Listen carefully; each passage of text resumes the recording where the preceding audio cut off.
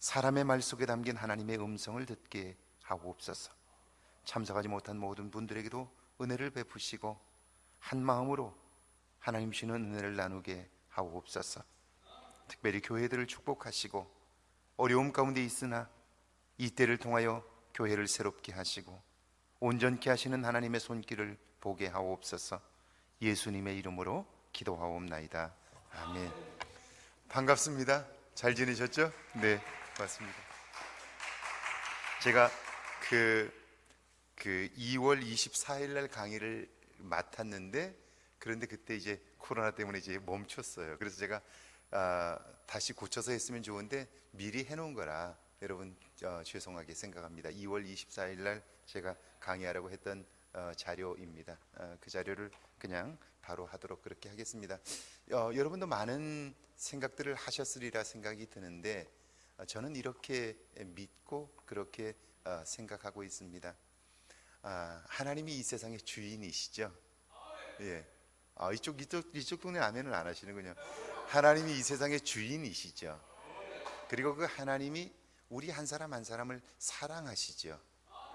그렇다면 하나님이 세상의 주인이시고 하나님이 우리를 사랑하신다면 우리가 만나는 작고 큰 사건들이나 일들은 하나님의 계획 속에 있다고 볼 수 있죠. 왜냐하면 하나님은 전능하신 분이시고 모든 걸 할 수 있는 분이시니까요. 그렇다면 우리가 살아가면서 만나는 사람들이나 사건들을 통해서 하나님이 무엇을 말씀하시는가를 들을 수 있는 귀가 필요한 거죠.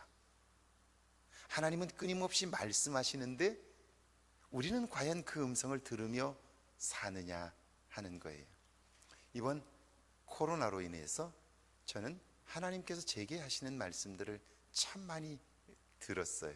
그 중에 몇 가지만 이야기하면, 이것은 오늘 한국 교회와 관련된 이야기이기도 하고 목회자인 제 자신에게 하는 말씀이기도 한데 저는 굉장히 크게 그 소리를 들었는데요. 첫 번째는 하나님이 이 세상의 주인이다 라고 하는 걸 아주 분명히 보여주신 사건이 저는 신천지 사건이라고 생각해요. 여러분, 하나님이 코로나라고 하는 사건이 아니었다면 신천지가 이렇게 자세히 속속들이 드러날 수 있을까요? 어떤 일로도 이렇게 속속들이 드러날 수가 없을 거예요. 그런데 사람은 감추려고 했으나 하나님이 세상의 주인이기 때문에 들추니까 속속들이 다 들춰진 거예요. 그걸 통해서 제게 하신 말씀은 너도 잘 살아 이놈아. 너의 삶이 속속들이 드러나는 날이 올 거야. 그 음성을 듣고 다시 보이지 않는 곳에서 믿음으로 사는 것이 온전한 그리스도인의 삶이다 하는 걸 제가 또 한 번 음성으로 듣게 되었고요. 또 하나는 여러분, 지금까지 한국 교회는 끊임없이 교회 성장을 추구하며 왔는데요. 그런데 교회 성장이 우리에게 주어진 유익도 있지만 폐단도 있어요. 두 가지만 이야기하라면, 하나는요, 교회 성장을 통해서 한국 교회는 건물이 교회인 것처럼 선전했어요. 그러니까 규모를 키우고 건물을 크게 짓고 그 규모가 크면 그 교회는 좋은 교회, 이렇게 이야기했어요. 제가 직접 들은 얘기예요. 한국 교회 안에서 지금은 안 그럴 수 있습니다만은 가장 좋은 교회라고 하면 사람들은 다 대체로 동의했어요. 온누리 교회, 사랑의 교회, 이렇게 얘기했어요. 그래서 자기가 온누리 교회 교인이라는 것, 자기가 사랑의 교회 교인이라는 것을 굉장히 자부심을 가지고 그 교인들을 만나서 얘기해 보면요, 대단한 자부심을 가지고 있어요. 그런데 이번 코로나 사건을 통해서 우리가 분명히 알게 된 게 하나 있어요. 그게 뭐냐면 교회가, 건물이 교회는 아니라는 거예요. 코로나 사건이 오니까 한꺼번에 모이질 못하니까 가정으로 다 흩어지잖아요. 그리고 가정에서 모이는 작은 모임들이 교회라는 걸 다시 보게 되었고요. 사도행전을 보니까 그곳이야말로 교회였잖아요. 내 집에 있는 교회, 성경에 그렇게 돼 있잖아요. 그죠? 그러니까 건물이 교회가 아니라는 사실을 코로나 사건을 통해서 분명히 알게 된 거예요. 내 이름으로 두세 사람이 모인 그곳에 주님이 계시고 주님이 계신 그곳이 교회인 거죠. 그런데 한국교회 목회자들은 건물을 으리으리하게 짓고 크게 지으면 좋은 교회, 그렇게 생각한 거예요. 건물이 교회는 아니다. 이게 코로나를 통해서 제게 주신 하나님의 음성이었고, 또 하나는요, 한국교회 목회자들은 숫자가 많으면 성공한 목회자라고 말했어요. 숫자를 가지고 목사들이 의시됐어요. 큰 교회, 작은 교회라고 그렇게 구분하고요. 그런데 모일 수 없는 상황이 되고 보니까요, 큰 교회란 중요한 게 아니었어요. 그렇죠? 하나님이 흩어놓으시니까 큰 교회가 의미가 없어요. 오히려 큰 교회가 고통이 되었어요. 왜요? 건물은 유지해야 되잖아요. 자, 두 가지 코로나 사건을 통해서 건물이 교회는 아니다, 숫자가 성공은 아니다, 아주 분명하게 두 가지를 제게 말씀하셨어요. 그런 면에서 우리 모두는 다 성공할 수 있는 사람들이죠. 목회적으로 성공할 수 있는 사람들이에요. 아멘이시죠? 코로나 때문에 아멘이 다 가신 것 같아요. 어디로? 자, 제가 조금 빨리 해볼게요. 제가 욕심이 좀 있어요. 무슨 욕심이냐면, 어쨌든 이 귀한 시간에 여러분들이 오셨는데 이번 주간 설교하는 아이디어를 적어도 가지고 가시면 좋겠다.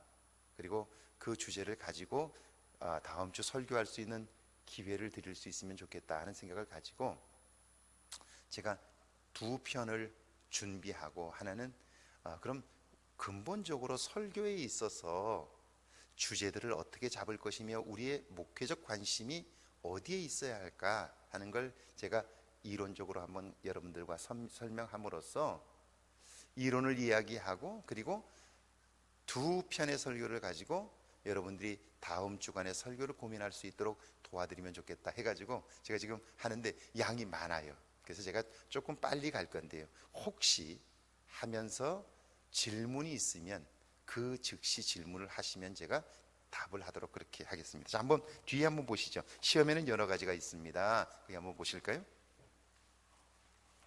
제가 설교 구성을 할 때 항상 도입부, 서론으로부터 시작을 해서, 서론은 본론을 이야기하려고 하는 가장 편안한, 이제 교회에 와서 앉아있는 사람들이 설교를 향해서 마음을 열려고 할 때 적어도 그들이 생각할 수 있고 또 웃을 수 있으면 좋고, 그리고 그 서론을 통해서 마음을 준비하고 열 수 있도록 하기 위해서 서론을 하는데, 서론은 반드시 이 본론의 전주곡이어야 하죠. 그래서 자, 시험에는 여러 가지가 있습니다. 마태복음 4장 1절에서 11절까지인데요, 제가 한번 읽어볼게요. 어느 날 원숭이 한 마리가 강가를 지나다가다가 물고기들이 헤엄치는 모습을 보았습니다.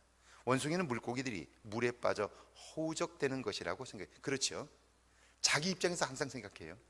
자기는 육지에 살기 때문에 물에 빠지면 허우적대죠. 그러니까 물고기도 허우적된다고 생각한 거예요. 그래서 걱정하다가 물고기를 살려내겠다는 정의감으로 물속에 뛰어들었습니다. 그리고 물고기를 건져 모래사장으로 집어던졌습니다. 한참 후에 강 밖으로 나와보니 물고기들이 다 죽어 있었습니다. 그 모습을 본 원숭이는 내가 조금 일찍 와서 구조했더라면 좋았을 것을, 늦게 와서 이렇게 죽었구나 라고 생각했습니다. 착각이죠. 네, 착각이에요. 그러니까 항상 자기중심적으로 생각하는 거예요. 자, 사는 동안 다양한 시험이 찾아옵니다. 여러분 이건 다 아는 거고요. 육신의 욕망을 자극하는 시험, 마음이 욕망을 자극하는 시험, 영혼의 욕망을 자극하는 시험. 이건 세 가지 시험에서 이렇게 정리를 한 거예요. 자, 말씀의 귀를 기울여 보십시오. 마태복음 4장 1절에서 성령 하나님은 왜 예수님을 마귀에게로 인도했을까요? 1절 같이 한번 읽어볼까요? 거기 시작. 그때에 예수께서 성령에게 이끌려 마귀에게 시험을 받으러 광야로 가사. 자, 저를 보실래요? 우리는 이 본문을 너무너무 많이 봤어요. 너무너무 많이 봤고 너무너무 많이 설교했어요. 그런데 여러분, 여러분의 관심사가 어디에 있었는가를 한번 생각해 보세요. 이 본문에서 제가 설교를 수십 번을 찾아봤는데요, 이 본문에서 모든 목사님들이 어디에 관심을 맞추고 있냐면 마귀의 시험에 맞추고 있어요. 마귀의 시험에 맞추고 있어요. 그런데 성경의 주인공은 마귀가 아니에요. 그런데 우리는 마귀에 맞춰 있어요. 시험에 맞춰져 있어요. 자, 그래서 제가 여기 보세요. 마태복음 3장 16절과 17절에 보면 세례를 받으시고 이는 내 사랑하는 아들이요 내 기뻐하는 자라는 음성을 들은. 자, 그때라고 되어 있는데 그때가 도대체 어느 때냐?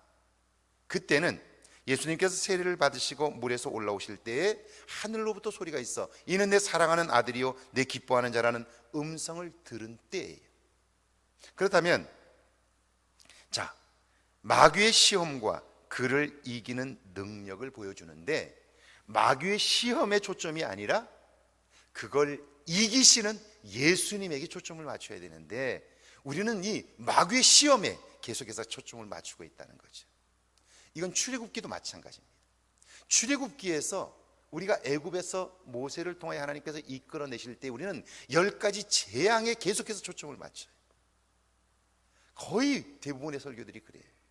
그러나 그곳에서의 우리의 관심사는 10가지 재앙이 아니라 하나님께서 불가능하다고 생각하는 일들을 가능하게 하시는 일에 초점을 맞춰야죠. 그러니까 초점이, 논점이 조금만 바뀌면 설교는 달라질 수 있다 하는 거예요.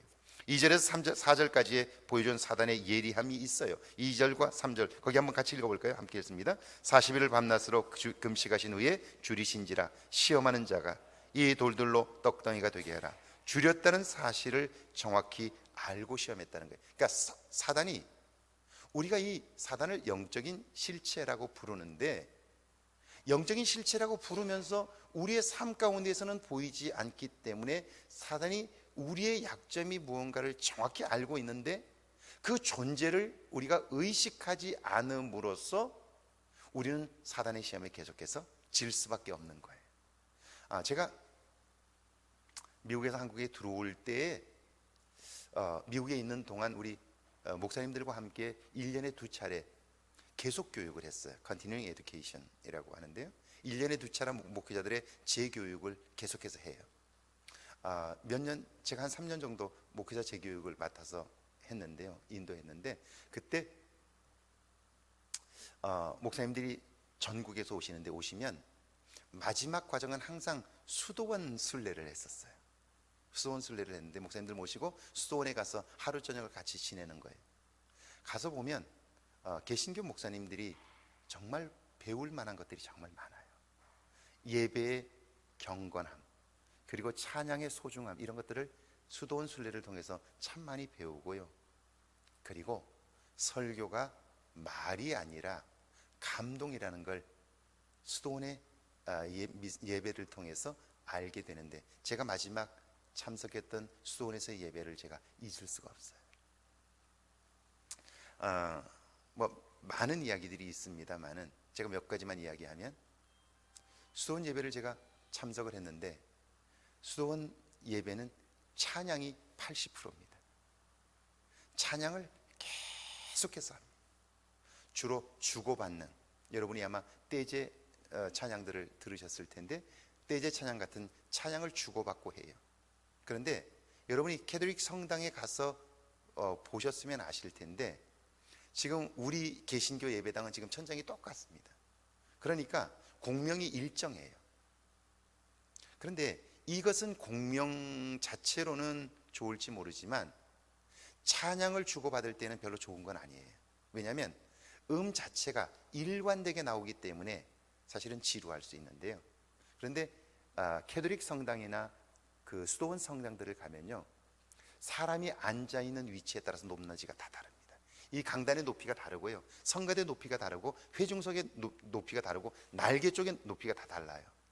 그러니까 찬양을 하면 소리 울림이 다 달라요. 근데 그 울림이 교묘하게 잘 맞아요.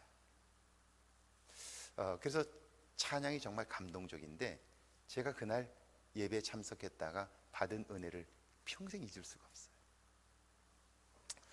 보통 네 본문을 읽습니다.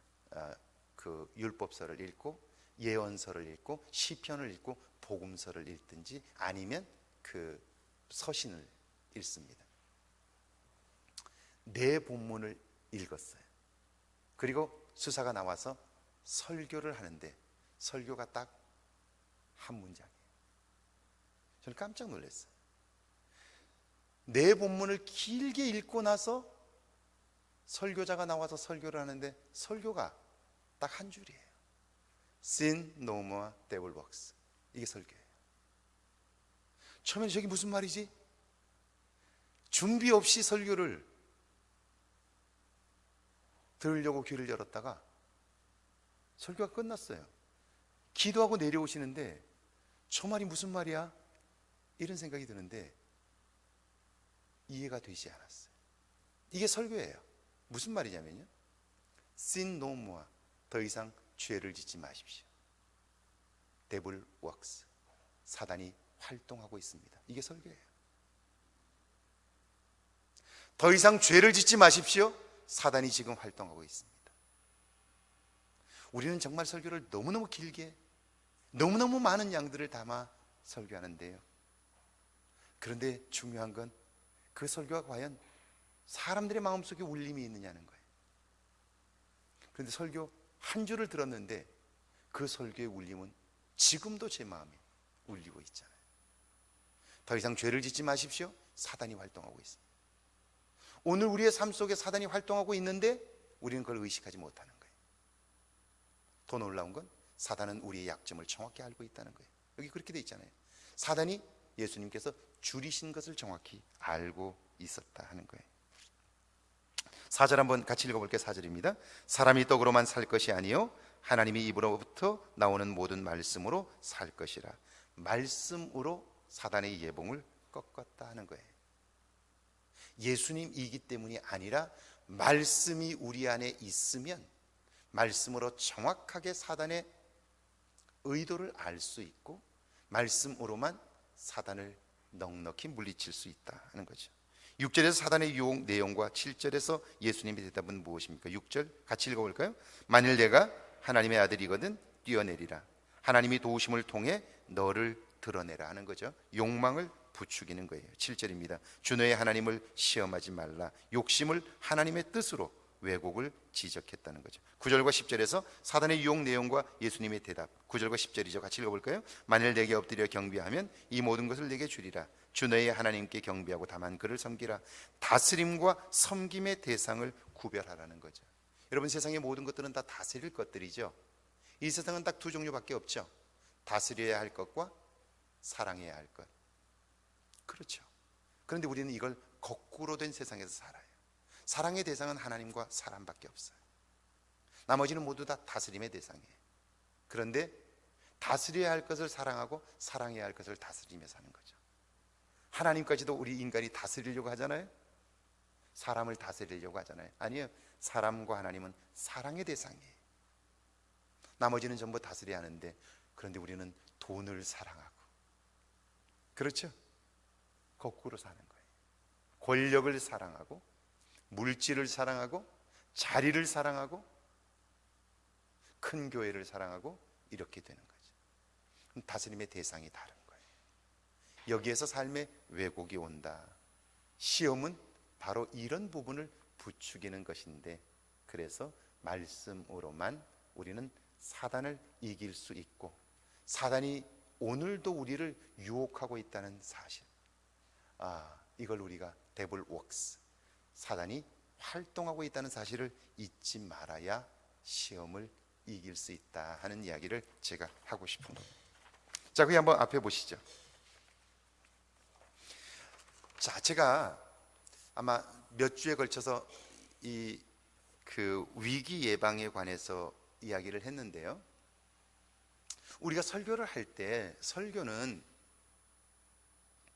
잘 갖춰진 주제를 중심으로 해서 설교할 수 있어요. 그래서 여러분이 아마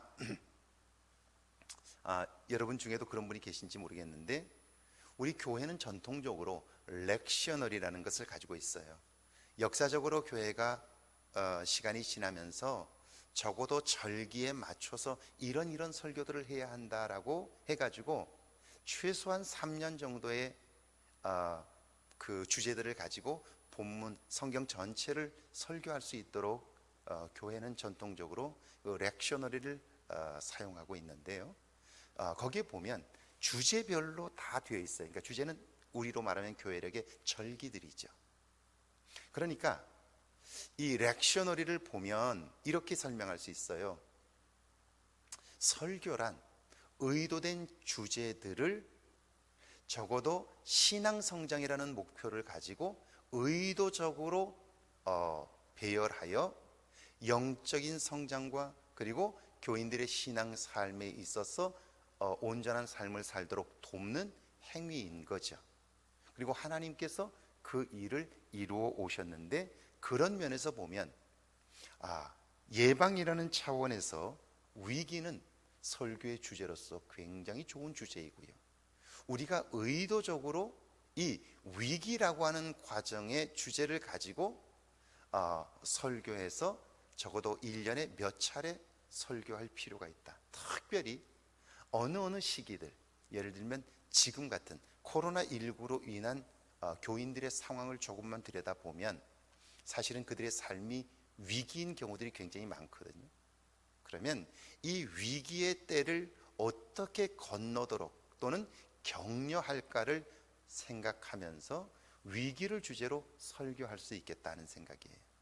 자, 그러면 위기란 도대체 뭐냐 하는 것을 제가 지난번에 한번 이야기했었는데 제가 다시 한번 복습하고 설교 주제로서 위기 예방을 한번 보시죠. 자, 설교의 주제로서의 위기의 이해, 목회적 차원의 위기, 위기 상담, 위기의 발단이 된 사건의 충격을 가능한 감소시키자. 살면서 우리가 겪는 위기들이 있죠. 제가 여러 가지 이야기, 여러분 위기가 뭐 무슨 특별한 일만 그런 건 아니에요. 뭐 예를 들어 배우자의 죽음, 자녀의 죽음, 그 다음에 직장에서의 해고, 이런 것들이 다 위기죠. 그런데 이렇게 큰 것만 있는 게 아니고 사실은요, 살아오면서 부부간의 갈등, 자녀로 인하여 갈등, 노년의 신체의 변화로 인한 갈등, 이런 것들이 다 위기예요. 이런 변화들이 계속해서 오고 있잖아요. 저도 제가 나이가 들면서 깜짝 놀랐어요. 저는 운동을 굉장히 좋아했는데요, 그런데 제가 축구를 무서워할 거라고는 한 번도 생각해 본 적이 없어요. 근데 어느 날부터니까 축구가 무서워지기 시작했어요. 왜냐하면 제가 50대 중반이 넘어서니까요. 지금도 그렇습니다만은 알람이 울리면 저는 이불 속에 있질 않아요. 알람 소리를 듣자마자 벌떡 일어납니다. 그리고 침대에서 뛰어내려와요. 그러니까 한 번도 뭐 미적돼 본 적은 없는 것 같아요. 근데 50대 중반을 넘어섰는데요, 침대에서 벌떡 일어나서 내려왔는데 앞으로 그냥 꼬꾸라졌어요.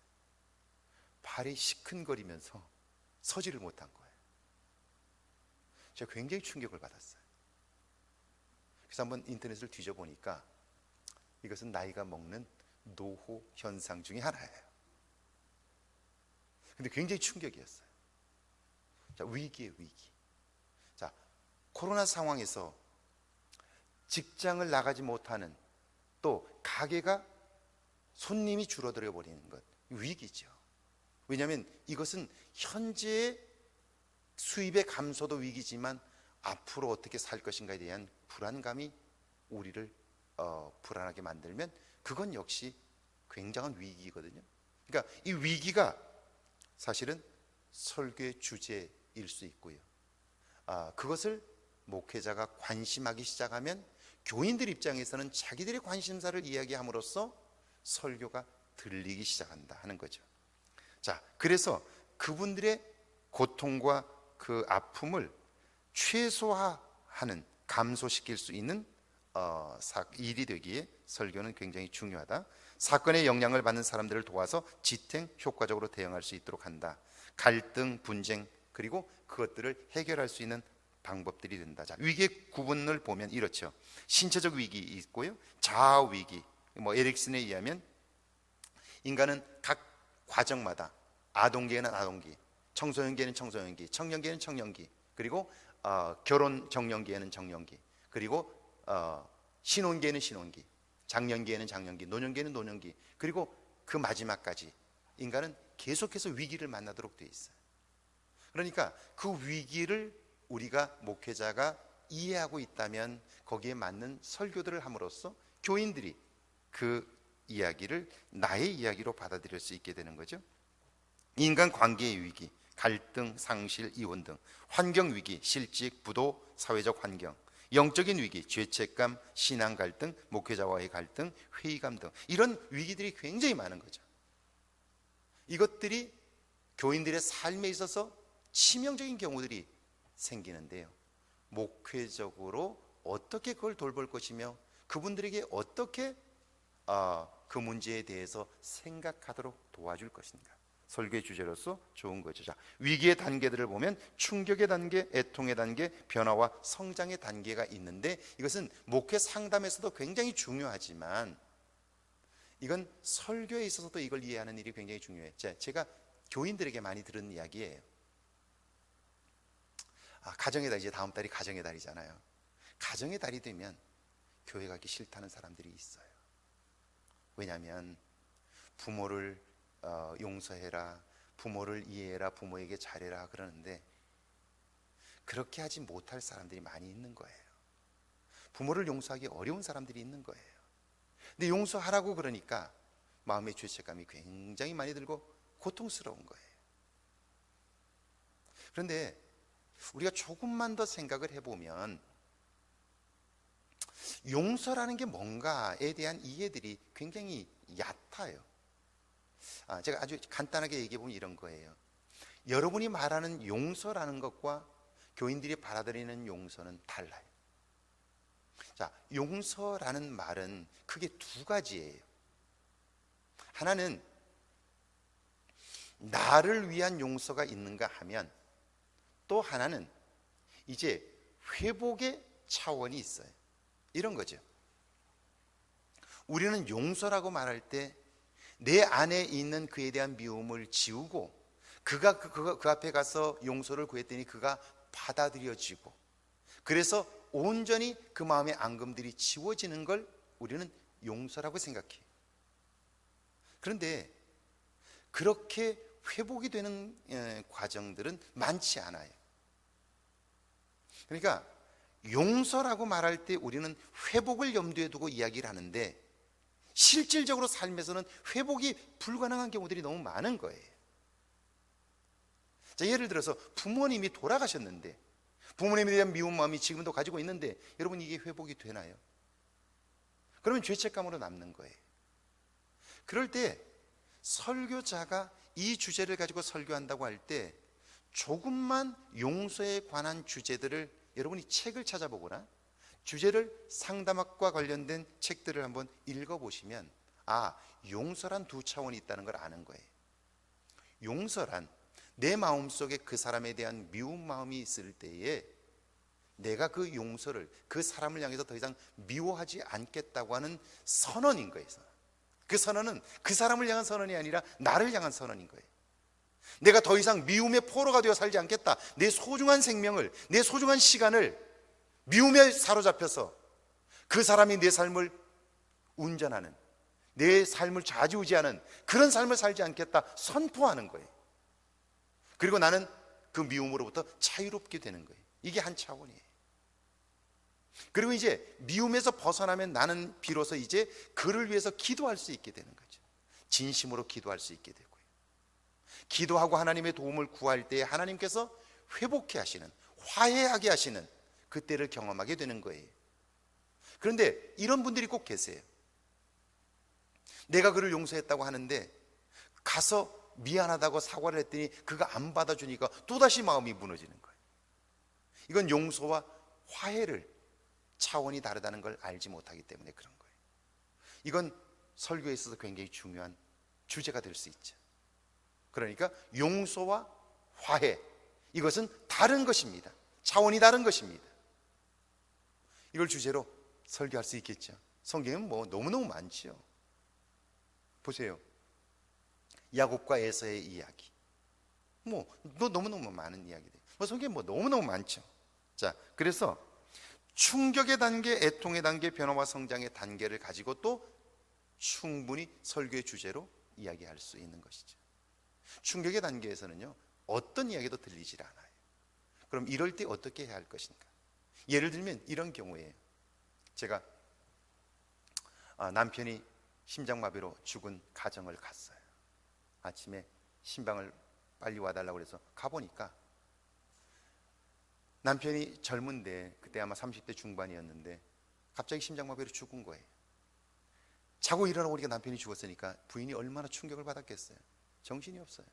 제가 가보니까 막 이 장롱 밑을 막 손을 집어넣으면서 남편 저 밑에 있다고 빨리 꺼내달라고. 그러니 벌떡 일어나더니 그 농 위쪽에 남편이 있다고 빨리 꺼내달라고 그러고 막 이상한 소리를 하고 그러는 거예요. 이런 지경이 가보니까 그래요. 여러분 난감하죠. 갔더니 그렇게. 그러니까 옆에 같이 갔던 권사님이 제 뒷 옷을 막 잡아 끄는 거예요. 그래서 왜 그러냐 그랬더니 빨리 예배 드리자고. 빨리 예배 드리자고 빨리. 지금 이 상황에서 예배가 됩니까 안 됩니까? 예배가 안 돼요. 왜요? 지금은 충격의 단계. 충격의 단계에서 가장 중요한 건요, 내가 당신 곁에 있다는 걸 알려주는 거예요. 나는 변함없이 당신 곁에 있을 거라고 하는 신뢰를 주는 일이 가장 중요해요. 근데 교인들이 자꾸 예배 드리자고. 그래서 제가 가만히 계시라고. 그러면요, 제가 믿음이 없는 사람이라고 이야기를 해요. 병원에 가서도 마찬가지. 환자들 중에 충격의 단계에 있는 사람들이 있어요. 그 사람에게 필요한 건요, 지금 예배가 아니고요, 그 사람에게 가장 필요한 것은요, 내가 당신 곁에 있어줄 거라고. 걱정하지 말라고. 나는 어떤 경우에도 당신 곁을 떠나지 않을 거라고. 이걸 알려주는 거예요. 그래서 이 충격의 단계에서는요, 예배 드리는 것보다 더 중요한 게 오랫동안 그와 함께 있어줘야 돼. 오랫동안 함께 있어줘야 돼. 시간을 내야 돼. 시간을 내야 돼. 제가 경험한, 지난번에 제가 우리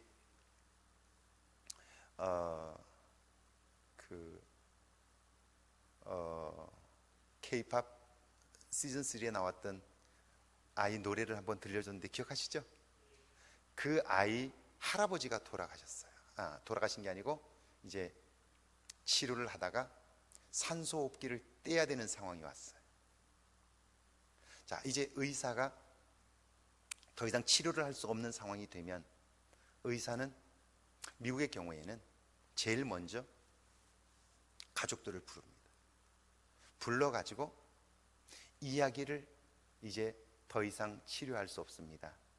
이제 더 이상 연명을 할 것인지 말 것인지를 가족들에게 이야기하고, 병원은 원칙적으로, 의사는 원칙적으로 산소호흡기를 떼도록 권면을 해요. 근데 그때 가족들이 결정하기 어렵기 때문에 반드시 목사님을 부릅니다. 그래서 그 이야기를 목사님과 함께 이야기하고 목사님이 그들을 설득하도록 병원은 목사님에게 도움을 요청해요. 그래서 병원마다 최풀린이 있는 거예요. 제가 그 병원에 갔는데 의사가 저를 불러서 이제 더 이상 치료는 불가능합니다. 산소호흡기를 떼야 됩니다. 가족들에게 이야기하겠습니다. 목사님께서 이후에 도와주십시오. 그렇게 얘기를 해요. 그래서 제가 가서 가족들의 이야기를 다 같이 듣고 나왔어요. 산소호흡기는 떼야 돼요. 그런데 아들이 셋이고 그 부인이 있고, 그런데 누가 산소호흡기 뗄 거예요? 산소호흡기 뗄 거냐 말 거냐 이걸 결정해야 되는데 누가 떼자고 이야기할 수 있겠어요? 못해요. 그러니까 엄마가 이야기를 할 거예요? 큰아들이 이야기할 거예요? 자꾸 미루는 거예요. 위기죠. 이때 가장 중요한 일이 뭐냐면 목회자가 빨리 결정하도록 하는 게 아니고요, 천천히 해도 괜찮다, 내가 당신 곁에 있어줄 거라고. 그래서 그 사람들이 마음의 안정을 갖고 자기들 스스로가 결정할 수 있을 때까지 기다려주는 거예요. 제가 복도에서 2시간 이상을 식구들과 함께 앉아가지고 있은 거예요. 2시간 넘게 함께 바닥에 앉아 있었어요. 그리고 마지막에 자기들끼리 이대로 계속 갈 수는 없으니까 형이 하라고, 형이 결정하는 게 좋겠다고. 그러니까 형이 그럼 내가 결정하겠다고, 우리 산소호흡기 떼자고, 그리고 내가 들어가서 떼겠다고 결정을 내렸어요. 그러더니 저를 잠깐 보자고 그래요. 저를 보자고 그러더니 저를 붙잡고 이야기를 하는 거예요. 목사님, 산소호흡기 떼도 괜찮습니까? 이게 뭐죠? 심리적으로 죄책감이 들 수 있는 거예요. 근데 목사님은 어떻게 생각하는지 이야기를 듣고 싶고 위로를 받고 싶은 거예요. 그리고 자기 행위에 대해서 정당성을 얻고 싶은 거예요. 그래서 제가 이야기했죠. 괜찮다고. 이미 사람의 죽음이라고 하는 것은 우리는 지금 의학적으로 심장사마를 죽음이라고 생각하지만 사실은 의학적 죽음은 뇌사 상태인 경우에는 이미 죽음인 거라고. 호흡이 끊어져야 우리는 죽는다고 생각하지만 뇌사 상태도 이미 죽음인 거라고. 지금 아버님은 뇌사 상태에서 지금 호흡만 기계에 의해서 움직여지고 있는 거라고. 그러니까 이미 돌아가신 거라. 산소호흡기를 떼는 게 아무런 의미가 없는 것이라고 제가 이렇게 설명을 해드렸더니 이분이 알겠다고.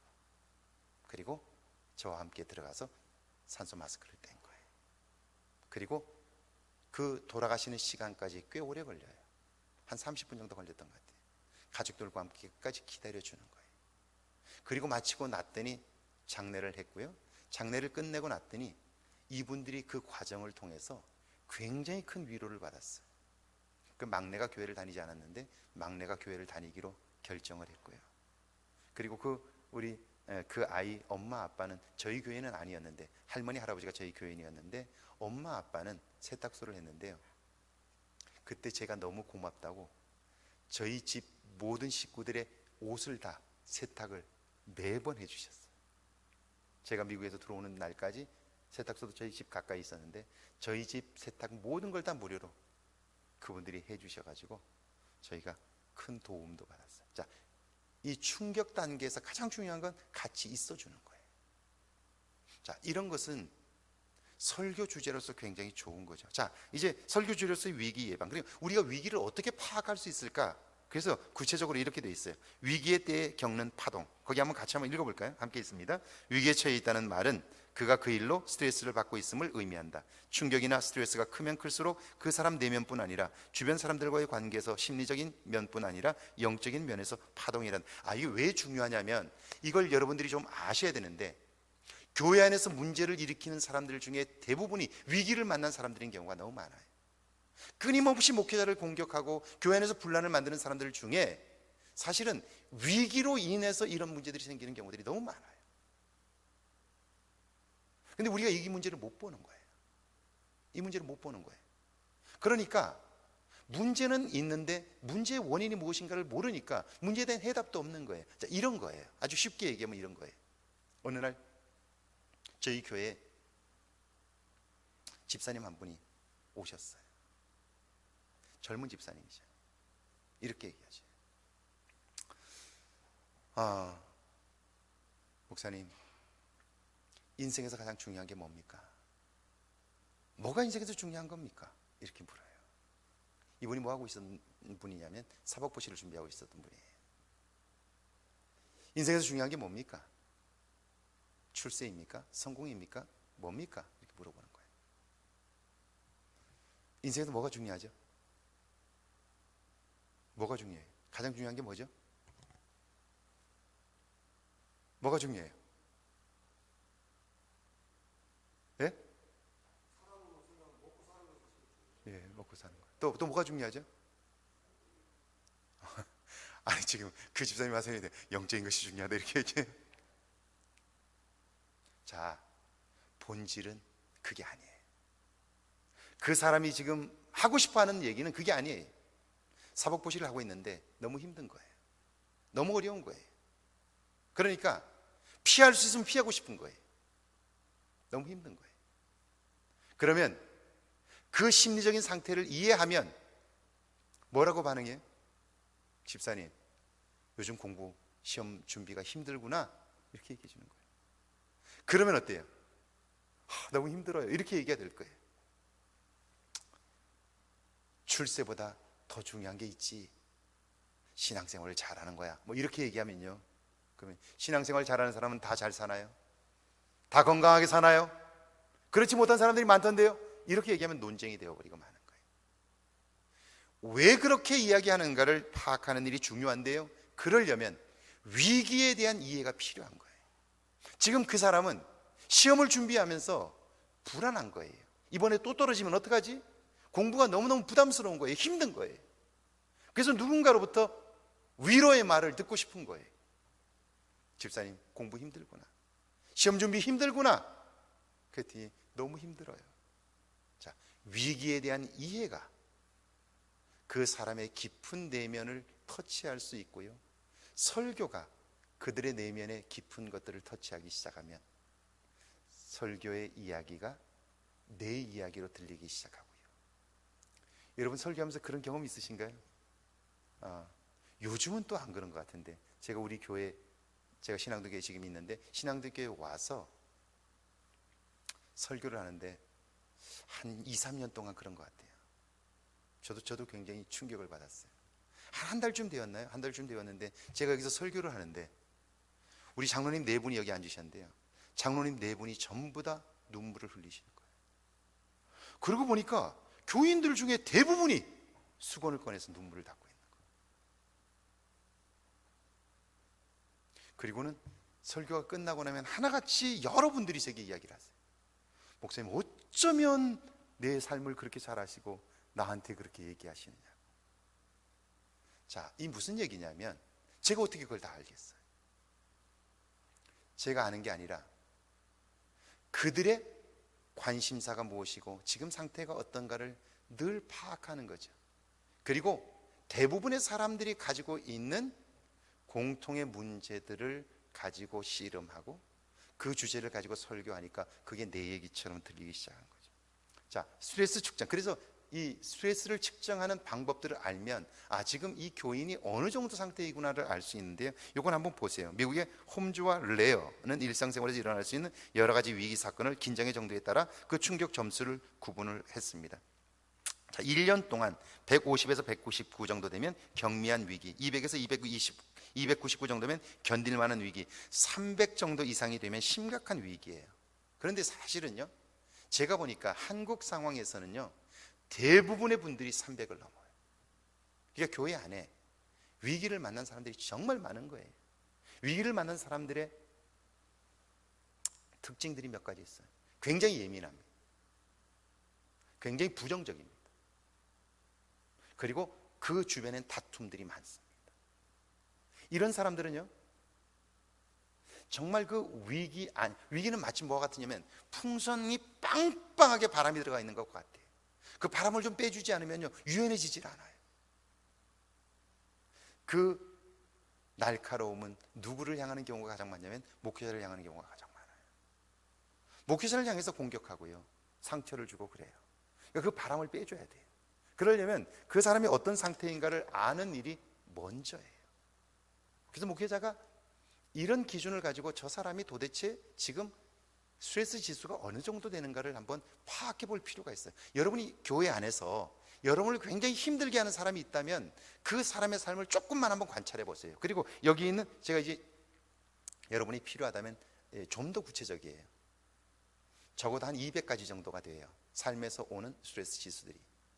근데 그게 굉장히 많아요. 그래서 한번 이 수치를 가지고 그 사람의 삶을 한번 재보는 거예요. 제가 저희 교인들을 신방을 하면서 늘 체크를 하는데요, 체크를 하면서 이분들의 삶의 스트레스 지수가 어느 정도 될까를 늘 점검해요.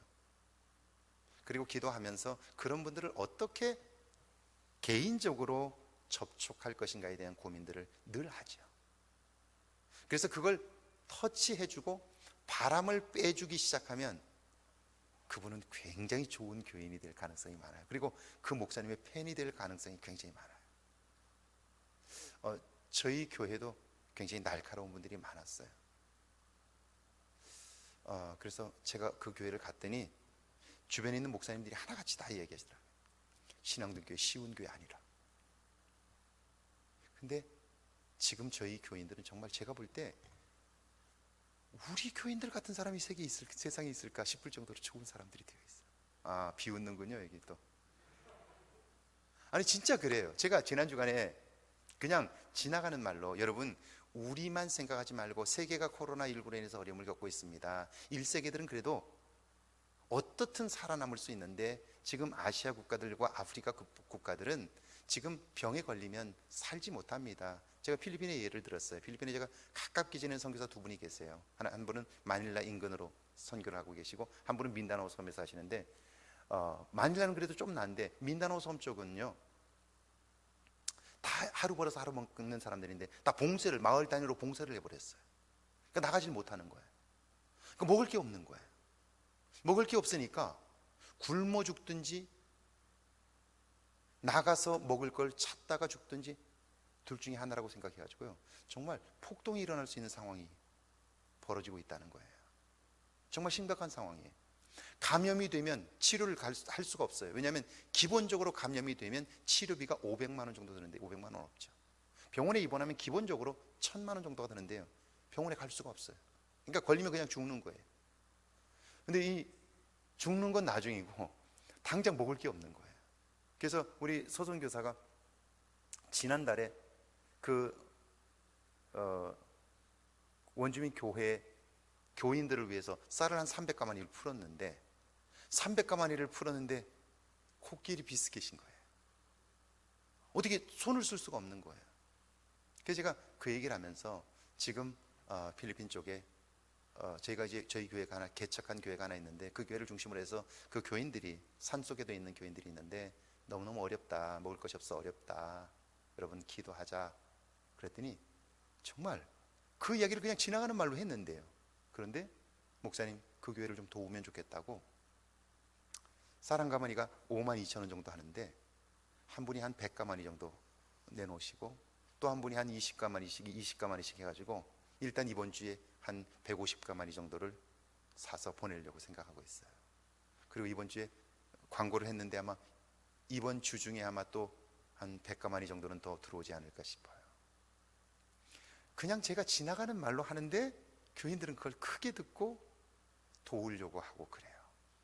좋은 교회죠. 아, 배 아프신가요? 네. 자, 설교와 상담을 통한 위기 예방, 거기 한번 보세요. 설교를 통한 위기 예방, 살면서 누구나 겪게 되는 위기를 설교를 통해 전달함으로 이해하게 하고, 위기를 만났을 때 상담할 수 있는 기회를 제공함으로 위기를 성장의 기회로 삼게 되는 거예요. 제가 다시 이야기하지만, 위기 만난 사람을 목회자가 목회적으로 접근하여 그의 위기를 건너도록 상담해주고, 설교를 통해서 미리미리 예방할 수 있도록 준비하게 하는, 예방주사를 맞히듯이 준비하게 되면요, 그 사람들은 목회자가 나에게 관심이 있다는 것 때문에 사실은 그 목회자의 열렬한 지지자가 되고, 그리고 후원자가 돼요. 좋은 동역자가 될 수 있어요. 그러니까 설교 주제로서 위기, 자, 상담을 통한 위기 예방, 부정적 반응과 긍정적 반응, 그 관계 형성을 통한 상담, 이런 것들을 통해서 관계가 증진되게 되고요, 충분히 설교를 통해서도 이런 부분들을 예방할 수 있다, 위기를 예방할 수 있다 하는 거예요. 자, 그래서 이제 제가 주제를 하나 잡은 게, 교인들은 자꾸 너무나 편협해요. 자기가 사는 것밖에. 근데 그럴 수밖에 없는 게, 삶이라는 게 반복이잖아요. 여러분, 코로나19 상황에서 여러분의 삶이 어땠나요? 저도 똑같아요. 집, 교회, 집, 교회, 집, 교회, 어쩌다 갈릴리 교회, 이렇게 이거밖에 없었어요, 삶이. 교인들 역시 마찬가지입니다. 집, 직장, 교회, 이거밖에 없잖아요. 여기에 단순하게 살아갈 수밖에 없어요. 그러니까 그것밖에 모르는 거예요. 점점 생각이 편협해지는 거예요. 그러니까 편협해지니까 다른 것을 용납할 수 없게 되는 거예요. 여기에서 벗어나지 않으면, 하나님이 하시는 일은 너무나 높고 깊고 넓어서 우리가 이해하기 어려운데, 우리는 점점 편협해지니까 하나님이 하시는 일을 알 수 없게 되는 거예요. 그래서 이 편협함에서 벗어나자 하는 거예요. 자, 당신은 좀 편협합니다, 좀 벗어나야 합니다, 이렇게 얘기하면 기분 나빠요. 그러죠. 이게 좀 멋진 말로 포장을 해야 돼요. 그죠? 그래서 제목을 뭐라고 잡았어요? 예, 아주 비슷하게, 그러나 내용은 편협함에서 벗어나자, 이런 얘기예요. 동굴의 우상에서 벗어나십시오. 동굴의 우상이란 뭐냐면요, 동굴 속에 들어가면 동굴의 입구를 통해서 세상을 볼 수밖에 없어요. 그리고 동굴 안에서 동굴의 입구를 통해서 보는 세상, 그것밖에 볼 수 없는데, 문제는 그게 세상의 전부라고 착각하는 거예요. 나가면 세상은 엄청나게 넓어요. 그런데 동굴 안에 있으면 동굴을 통해서 보여지는 세상만큼만 볼 수 있는데요, 그게 전부라고 착각하게 돼요. 사람이 하나님은 무한하신데 내가 사는 삶이 요만큼밖에 안 된다고 하나님도 요만한 분으로 착각하는 경우들이 너무 많으니까요. 동굴의 우상에서 벗어나야 한다 하는 이야기를 하는 거죠. 신학생 시절 시골에 가면 어머니가 참 반갑게 맞아주셨습니다. 객지에서 고생하는 아들을 위해 맛있는 것도 준비해 주시고 밤늦게까지 이런저런 이야기를 하며 보냈습니다. 대체로 하룻밤 자고 다음날 학교로 올라오는데요, 그때마다 어머니는 생활비에 보태라며 돈을 쥐어 주셨습니다.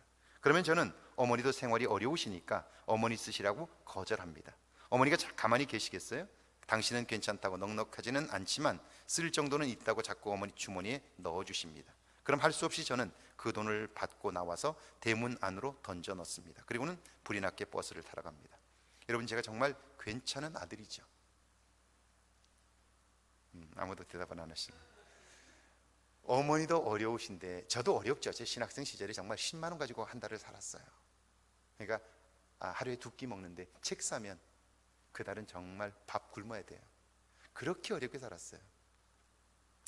옷 한 벌 가지고 그냥 4년을 지내고 그랬어요. 그러니까 고생을 많이 했죠.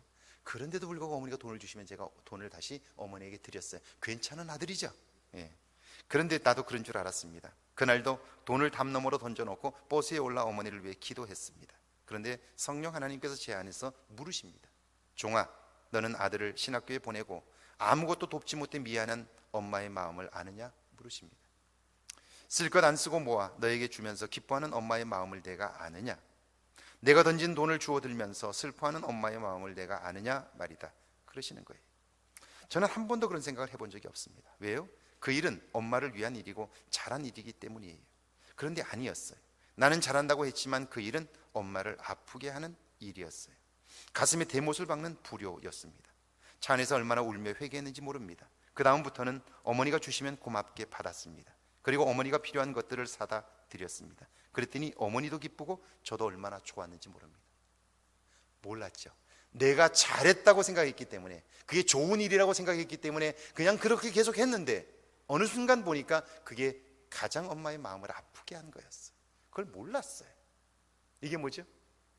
자기 자신의 편협함에 빠져 있는 모습이죠. 자, 동굴의 우상이란 영국의 경험주의 철학자인 프란시스 베이컨의 이론인데요, 사람은 자기가 가지고 있는 편견 때문에 사물이나 사건을 객관적으로 이해하지 못한다는 거예요. 이런 거죠. 사람이 동굴 안에서 밖을 보면 어때요? 동굴 입구 크기만큼 밖에 세상을 볼 수 없습니다. 그는 분명 세상을 보았지만 그러나 그가 본 세상은 지극히 일부입니다. 그런데도 그것으로 세상을 판단하는 잘못을 범하는 거예요. 내가 본 그것이 우상이 되어 정말 보아야 할 것을 보지 못하는 것이죠. 제가 어머니에게 한 일이 잘한 일이라고 생각하고 나니까 그것 때문에 힘들어하고 실망하는 어머니의 모습을 볼 수 없었던 거예요. 여러분, 이 우상, 이 울타리에서 벗어나지 않는 한 우리는 새로운 변화를 경험할 수 없습니다. 하나님이 아무리 큰 일을 한다고 해도 우리가 이 편협함 속에 사로잡혀 있는 한 하나님의 그 일을 볼 수 없어요. 알 수도 없어요. 그저 관념적으로 하나님을 믿는다고만 생각하는 거죠. 그러니까 오늘 우리의 삶의 능력이 경험되지 않는 거죠. 오늘 구약의 본문 욥기 32장 11절에서 14절 한번 같이 한번 읽어볼까요? 함께 읽습니다. 보라, 나는 당신들의 말을 기다렸노라. 당신들의 슬기와 당신들의 말에 귀 기울이고 있었노라. 내가 자세히 들은즉 당신들 가운데 욥을 꺾어 그의 말에 대답하는 자가 없도다. 당신들이 말하기를 우리가 진상을 파악했으나 그를 추궁할 자는 하나님이시요 사람이 아니라 하지 말지니라. 엘리후가 세 친구에게 말하죠. 내가 정말 진지하게 너희들 말을 귀를 기울였다는 거예요. 욥기 31장까지 참고 그들의 말을 경청했으니까 이렇게 말할 만합니다. 그런데 그들의 말을 다 듣고 나서 엘리후는요, 그들의 결정적 문제, 잘못된 태도를 발견했습니다. 그것이 무엇인 줄 아세요? 12절을 다시 한번 읽습니다. 12절 한번 읽어볼까요? 내가 자세히 들은즉 당신들 가운데 욥을 꺾어 그의 말에 대답하는 자가 없도다. 그들이 욥에게 강하게 회개하라고 말한 이유는요, 욥을 생각해서가 아닙니다. 그를 돌이키려고 그런 것이 아니고요, 꺾으려고 했다는 거예요. 꺾는다는 말은 책망하다, 꾸짖는다는 뜻이에요. 내가 너보다 더 낫다는 것을 나타내려고 욥의 잘못을 추궁한 거죠. 그러니까 그들은 자신들의 논리나 주장으로 욥을 무릎 꿇릴 수 있고 항복을 받아낼 수 있다고 믿은 거예요. 여러분, 이것은요, 욥을 위로하고자 그것에 온 목적에서 벗어났고요, 욥을 위하는 것도 아니에요. 그러니까 교만이죠. 이것이 다른 사람뿐 아니라 자신을 망치는 거예요. 자, 처음에 이 세 친구, 이 세 친구가 욥에게 왔을 때에는 욥을 위로하려고 왔어요. 그리고 함께 울어줬어요. 그런데 그 울음이 끝나고 나서 욥을 향해서 자기들의 생각을 이야기하기 시작한 거예요. 하나님은 실수가 없는 분이시지. 하나님은 너를 사랑하시지. 그런데 오늘 너에게 이런 일이 있는 것은 너를 사랑하시는 하나님이 실수한 것도 아니고 하나님이 너를 미워하는 것도 아니라면 오늘 너가 이렇게 된 것은 네가 잘못해서 그런 거야. 그러니까 빨리 회개해. 이렇게 얘기한 거예요. 논리적으로 틀리진 않았어요. 그런데 욥이 이렇게 말하는 거예요. 내가 아무리 생각해봐도 내가 잘못한 게 없는 것 같아. 나 왜 이런 일을 하나님이 하셨는지 모르겠어. 이렇게 얘기하는 거예요. 그러자 친구들이 뭐라고 그래요? 너는 그것 때문에 안 돼. 너는 그래서 교만한 거야. 생각해봐. 하나님이 실수하시는 분이야? 하나님이 왜 너에게 이런 일을 했겠어? 네가 잘못했으니까 그렇지. 그러니까 빨리 회개하고 돌아와. 이렇게 얘기를 한 거예요. 욥이 또다시 얘기해요. 내가 아무리 생각해봐도 나 실수한 거 없어. 잘못한 거 없어. 근데 왜 이런 일이 있는지 나도 모르겠어. 나도 그게 답답해. 그러니까 내가 그럴 줄 알았어. 내가 지금까지 보니까 넌 교만해. 너는 네가 너 스스로를 보지 못해. 네가 얼마나 잘못했는지를 잘 알지 못해. 그러니까 빨리 회개해 이놈아. 이렇게 된 거예요. 감정이 상한 거죠. 감정이 상한 거죠. 내가 볼 때는 네가 틀렸는데 자기는 안 틀렸다고 말하니까 감정이 상한 거예요. 그래가지고 이제 그를 위로하러 왔는데 자기 감정이 상하기 시작하니까 이제 어떻게 됐어요? 내가 저놈을 꺾어놔야 되겠다. 이렇게 된 거예요. 위로하러 왔는데 이제는 그를 향해서 저주를 퍼붓기 시작하게 된 거예요. 자, 이게 뭐죠? 편견이에요. 편견. 자, 지난달 미국의 MSNBC 방송은 트럼프 행정부에서 한인으로서는 고위직에 오른 미나 장 씨의 거짓을 폭로했습니다. 2019년 1월 트럼프 대통령은 30대인 미나 장 씨를 국무부 산하의 국제개발처 부처장에 직접 지명해 화제가 돼. 사실은 이 설교를 했던 당시에 신문에 가장 핫 이슈로 났던 사건이었어요. 그 사건을 가져와서 편협함이라는 게 도대체 얼마나 잘못된 결과를 가져오는가를 제가 이야기하는 거죠.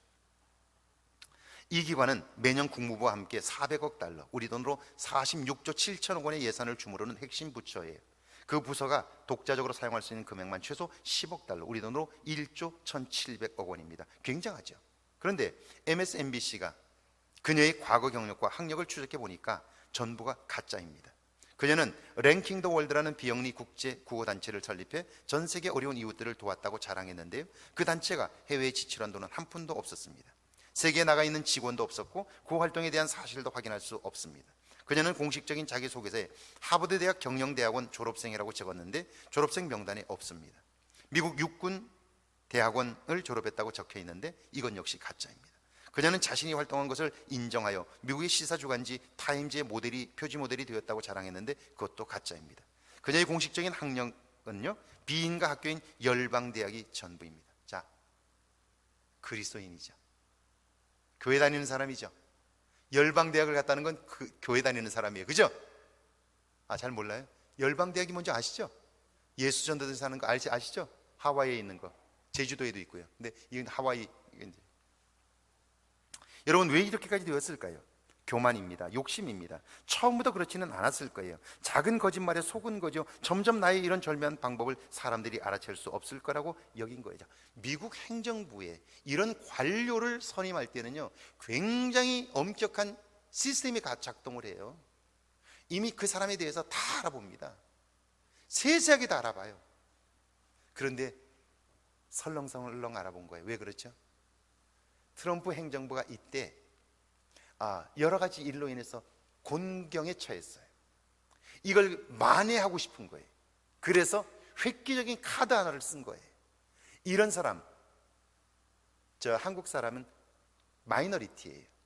그리고 여성이에요. 30대예요.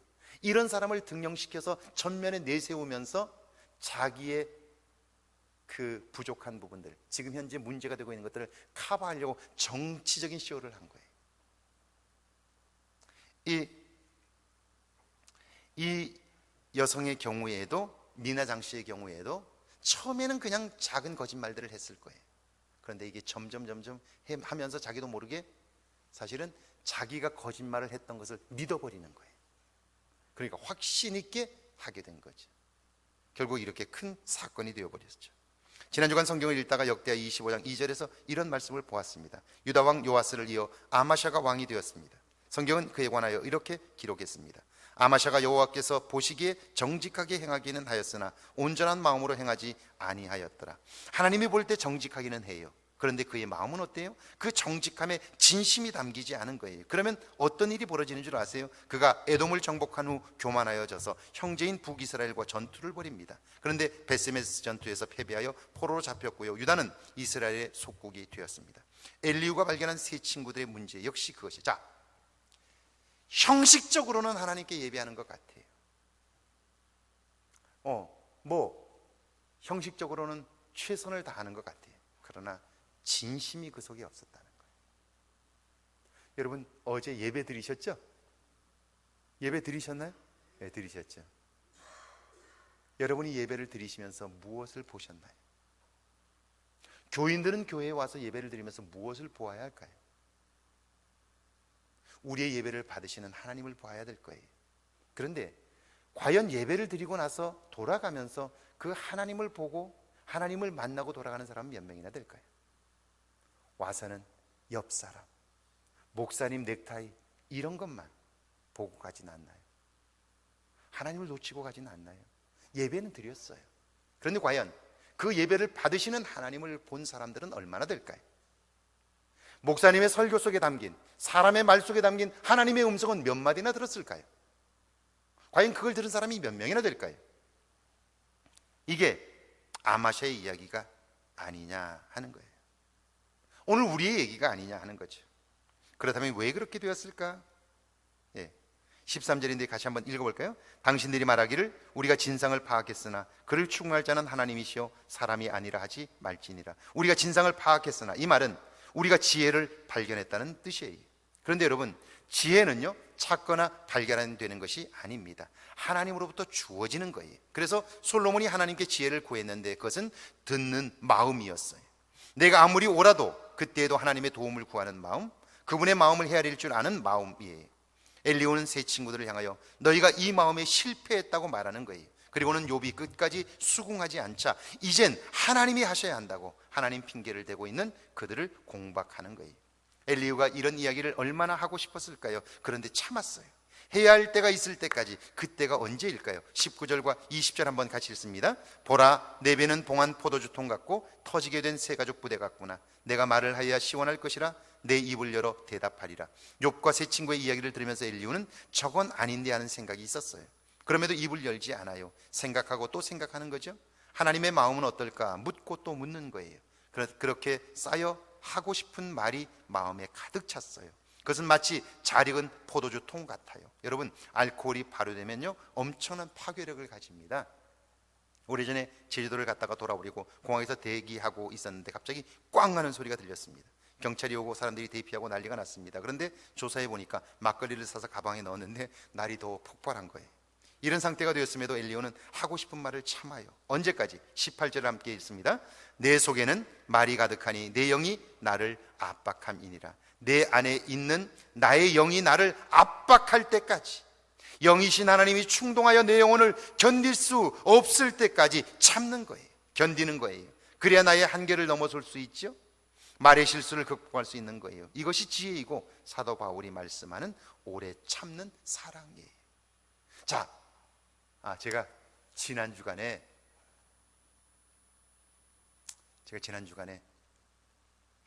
밖에 나갔다가 사람들을 만나고 돌아와서 마스크를 쓰고 들어와서 책상에 딱 앉았는데 마스크를 안 쓰다 쓰니까 답답해요. 여러분들 좀 답답하시죠?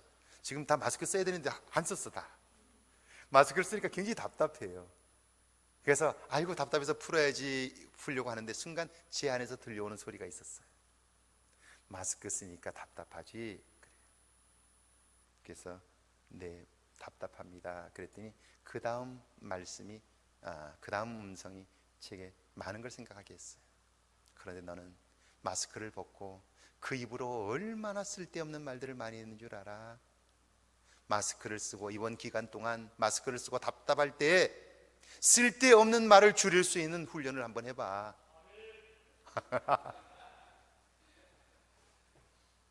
제 안에서 그 소리가 들려오는 거예요.